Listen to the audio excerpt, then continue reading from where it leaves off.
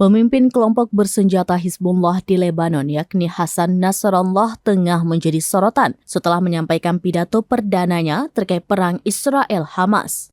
Nasrallah dalam pidatonya mencemooh Israel dan menuding Amerika Serikat menjadi dalang perang di Gaza, Palestina.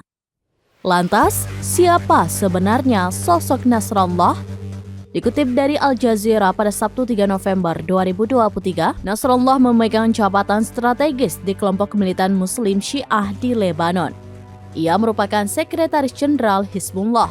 Pria kelahiran 1960 di Beirut Timur itu sejak kecil digambarkan sebagai murid luar biasa yang mengabdi pada ajaran Islam.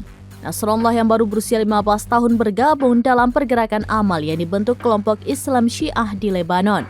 Namun di tengah upayanya menimba ilmu, Nasrallah diusir oleh pihak berwajib Irak untuk kembali ke negara asalnya Lebanon. Pada tahun 1982, setelah invasi Israel, Nasrallah keluar dari amal dan beralih ke Musawi. Disitulah Nasrallah masuk ke dalam organisasi payung bernama Hizbullah yang saat ini sudah didukung Iran.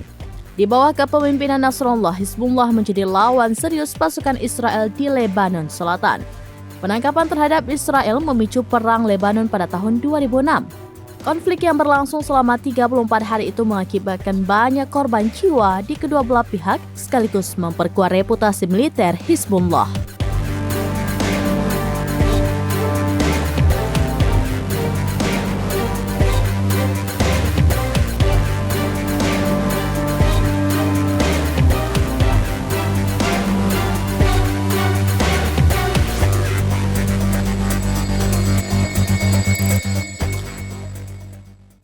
Download Tribun X sekarang, menghadirkan lokal menjadi Indonesia.